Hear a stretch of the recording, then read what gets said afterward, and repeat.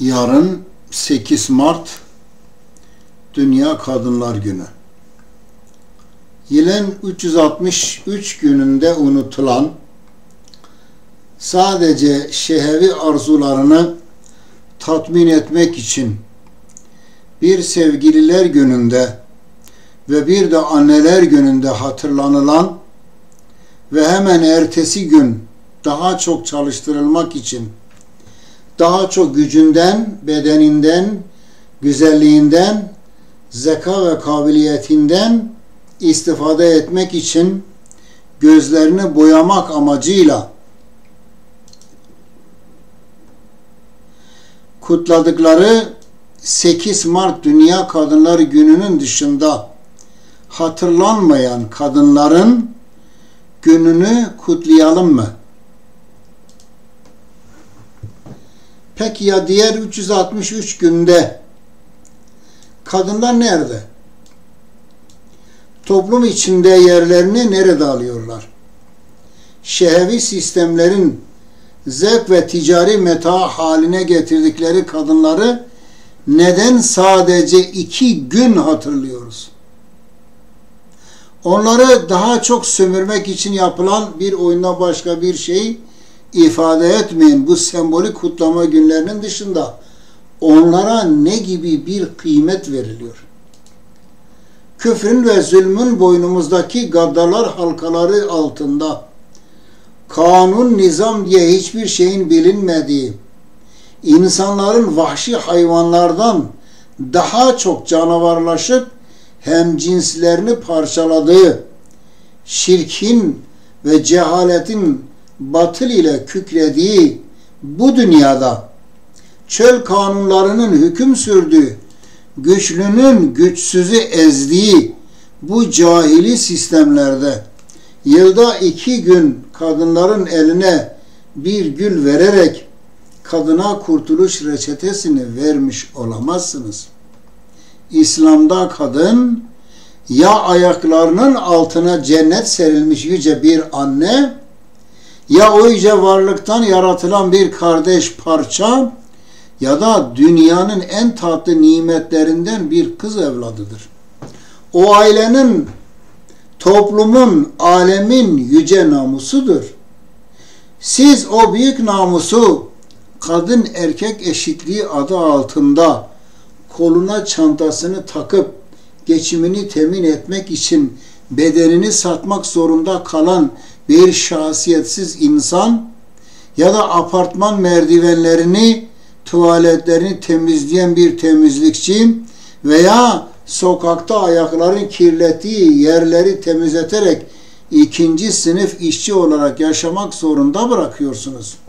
Bu yegane varlık olan kadınlara sadece yılda 1-2 gün tahsis ederek onlara değer vermiş olamazsınız. Kadın, kocasının ve aynı zamanda ailenin namus bekçisidir. Kadın ailenin mal koruyucusu, eşinin kraliçesi, çocuklarının ve dolayısıyla toplumun geleceğinin teminatı olan yavrularımızın eğitimcisidir. Onun açılıp saçılarak sokaklara dökülmesi, sabahtan akşama kadar erkeklerle omuz omuza iş yerlerinde çalıştırılması, araba tekerlerine, tuvalet taşlarına ve kağıtlarına, kedi köpek mamalarına reklam aracı yapmakla ona hürriyeti ve eşitliği sağlamış olamazsınız. Ey cahili sistemler ve ey o cahili ve çürük sistemlerin kölebekçileri. Elimde birkaç yıl öncekinin bir istatistiği var. Gerçi istatistikler bugün de yapılsa pek bir şey fark edeceğini sanmıyorum. Eğer bugün hala kadınların %34'ü fiziksel, %53'ü de sözlü olmak üzere toplam olarak aile içi şiddetin %87'si kadınlara karşı işleniyorsa, bu oran gecekondu semtlerinde %97'lere çıkıyor. Eğer bugün hala kadınların %20'si okur yazar değilse, eğer hala lise ve daha üstü eğitimli 15-24 yaşları grubunda bulunan kadınların %39'u hala iş bulamıyorsa, eğer hala kadınların %40'ı görücü usulüyle zorla evlendiriliyor, %20'si ise nikahsız yaşıyorsa, eğer hala kadınların %64'ü hamilelik döneminde doktoru göremiyor ve yılda en az 2500 kadın doğum esnasında ölüyorsa, eğer hala erkeklere nazaran %20'lerde iş bulabiliyorsa ve o işlerde bile erkeklerle omuz omuza çalıştıkları halde erkekler kadar maaş alamıyorsa, eğer kadınlar yüksek makamlarda hala ancak %5'i temsil edebiliyorsa, eğer hala eğitim gören 1000 kadından sadece 10 tanesi yüksek öğrenim görebiliyorsa, eğer hala kadın cinayet kurbanlarının %70'i erkek partnerleri, eşi ya da sevgilisi tarafından öldürülüyorsa ve eğer hala dünya mülteci kamplarında mültecilerin %80'i kadınlar ve yavruları oluşturuyorsa, siz böylesi bir dünyada kadın erkek eşitliğinden bahsedemezsiniz ve yılda onlara bir gün tahsis etmekle cürümlerinizi kapatamazsınız. Alemin istikbalinin yegane teminatı olan çocuklarımızın annelerinin düşürüldüğü dereceye bakın. Yılda bir gün gazete ve dergi sayfalarını onlara ayırıp birkaç güzel söz ve bir gül veya bir çiçekle annelerimizi ne hale getirdiğimizin farkında mıyız acaba? Kadın toplumun namusudur. Kadın toplumun şerefidir. Kadın toplumun şefkat ve merhamet ana kaynağıdır. Kadın yaşamanın ana kaynağıdır. Kadın annedir, anne. Kadın namusu uğruna ölsen şehit, yaralansan gazi, öldürsen katil ve günahkar olmadığın yüce bir varlıktır. Cenab-ı Allah ona büyük bir derece vermiştir. Peygamberleri doğuran o anneler değil midir? Kahramanları doğuran o kadınlar değil midir? Ancak şehvetlerinin esiri, içgüdülerinin kölesi olan cahili sistemlerin bekçileri daha doğar doğmaz anneleri yavrularından ayırdılar. Kreşler, çocuk yuvaları, çocuk esirgeme yurtları gibi kurumlarda öz annelerin helal sütüyle beslenmesine imkan vermediler. Onları doğdukları fıtrat üzere yetişmelerine engel oldular. Kendileri gibi canavar yetiştiler.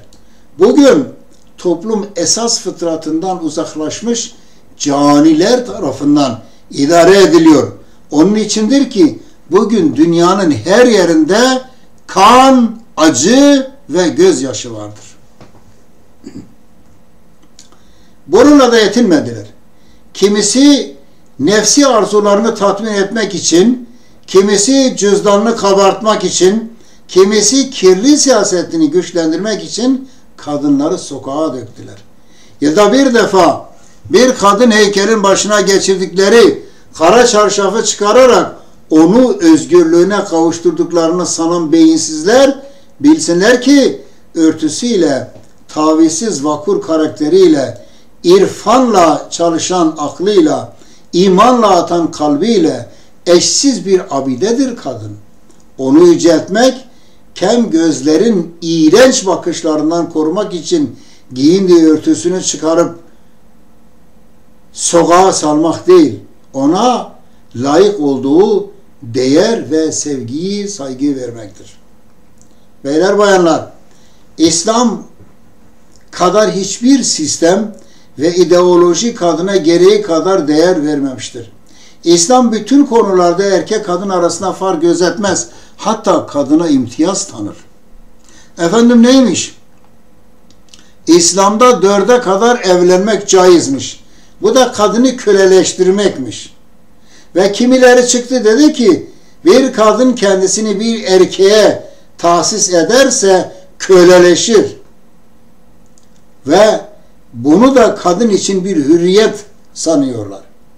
Canavar sistemlerin yetiştirdikleri canavar idarecilerin yaptığı ortadadır. Her gün dünyanın her yerinde yüzlerce insan ölmektedir. Ve bunun %90'ını erkekler teşkil ediyor. Yeryüzünde dün olduğu gibi bugün de kadınların sayısı erkeklerden daha fazladır. Dünyanın her yerinde kadın iş bulmakta zorlanıyor ve erkeğin yardımına ihtiyaç duymaktadır. Savaşlarda katledilenlerin çoğu erkeklerdir. Elimdeki istatistiklere göre bugün Irak'ta bir erkek başına 8 kadın düşmektedir. Afganistan'da bir erkek başına 6 kadın düşüyor.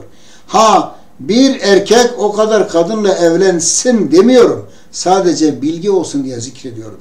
Diyelim ki ekonomi sorununu halleden, sorunu olmayan bir devlette yaşıyoruz. Ve kadınların ekonomik durumları devlet tarafından temin ediliyor. Ya onların cinsel ihtiyaçları kadın insan değil midir? Buna ihtiyacı yok mudur? İnsanoğlu bunu da bilmeli ve buna da ihtiyacı olduğunu anlamalıdır. O zaman bu arzuyu iki şekilde temin etmek mümkün. Kadın bu ihtiyacını ya halal yollarla ya da haram yollarla temin edecektir. Çok evliliği kabul etmeyenler gizlice dost hayatı yaşamak istiyorlar. Soruyorum, koca bulamayan ya da çok evliliği yasaklayan sistemlerde kadın bu ihtiyacını nasıl ve nerede temin edecek? Elbette ki toplumdaki erkeklerle. O zaman gizli de olsa, yasak da olsa evli kadın kocasını başka kadınla paylaşmaktadır. Kaldı ki bu şekil Avrupa'da çok yaygındır. Hemen hemen bütün zengin erkeklerin sekreter, hizmetçi, yardımcı adı altında ilişkiye geçtiği birçok kadın vardır. Daha dün Almanya'nın Berlin kentinde bir adamın birbirinden haberi olmayan tam 17 tane karısı ortaya çıktı. Kaldı ki İslam aleminde Hazreti Peygamber'den bugüne kadar böyle bir vakaya rastlanılmamıştır. İslam bu şekilde özellikle de kadınların saygı duyulması açısından gizli ilişkileri yasaklıyor. Kadına kötü bir ismin ya da lakabın takılmasına izin vermiyor. Zira kadın İslam'a göre çok mukaddestir. Cennet onların ayakları altındadır. Ona fahişelik, hayat kadını, seks işçileri gibi sözleri asla ve asla kabul etmiyor. Gizli bir şekilde sürdürülüp kadınların bu şekilde aşağılanacağına İslam onlara helal bir evlilikle sağlam ve temiz bir aileyi uygun görüyor. Erkeklerin çok, kadınların az olduğu ülkelerde Yüce Allah her erkeğe 4 kadına bakma görevi veriyor. Yoksa 4 kadınla evlilik bir erkek için hiç de kolay ve zevkli olacağını kimse iddia edemez. İşte iki sistemin arasındaki fark da budur. Bir tarafta fazla evliliği yasaklıyor, kadınlar gayrimeşru yollarla ilişkiyi kuruyorlar veya erkekler, zengin erkekler onları başka şekilde kullanıyorlar, kadınlarını ihmal ediyorlar, onlara ihanet ediyorlar. Öte taraftan mecburi olduğu zamanlarda, İslam mecburi olduğu zamanlarda bu fetvayı veriyor. Kur'an sadece bir tanesini tavsiye ediyor. Ama bir memlekettesiniz, o memlekette kadınların çalışması yok, işi yok, gücü yok, kendini geçindirecek bir durumu yok ve devlet de kendilerine yardım etmiyor, onların yaşaması için gerekli ihtiyaçlarını karşılamıyorsa o zaman bu görev erkeklere düşüyor. Her erkek en az 4 tane kadına, 4 tane kadına hizmet etmek zorunda, onları korumak, onların geçimini sağlamak zorundadır. Bu erkeklere yüklenen bir görevdir. Ne dedik? Zaruri zamanlarda. Kimse buradan, İslam'da 4'e kadar caizdir da, İslam dışı sistemlerde 400'e kadar yolu var.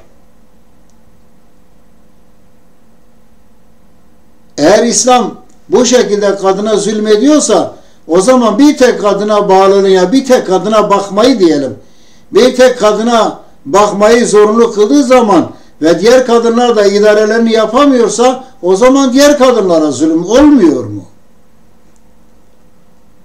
Elbette ki Kur'an-ı Kerim bir tanesini tavsiye ediyor. Ben de bir tanesini tavsiye ediyorum ve gönül ister ki dünyada zalimler, canavarların idare ettiği bu dünyada kimseye zulüm olmasın, savaşlar olmasın, erkekler öldürülmesin, çoluk çocuk, kadın, yetim, perişan, mağdur duruma konulmasın. En güzeli budur. Eğer dünya adil bir sistemle idare edilmiş olsaydı, eğer dünyada kadınlar, çoluk çocuklar mağdur duruma düşmemiş olsaydı, herhalde bir erkeğin de birden fazla evliliğine asla izin verilmezdi. Şimdi bir kez daha tekrar edelim. Eğer kadınları ticari meta haline getirip köleleştiren bu rejim ve zihniyetlerin onlara yılda bir gün tahsis ederek onları hürriyete, özgürlüğe kavuşturuyorsa haydin o zaman hep birlikte Dünya Kadınlar Günü'nü kutlayalım diyorum. Ya siz ne diyorsunuz? Kadını bir gün değil.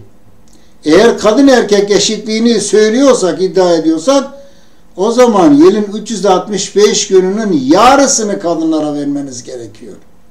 Sadece bir gününü değil. Kadın bir gün evin kraliçesi olacak. Bir iki tane gül çiçekle kandıracaksınız.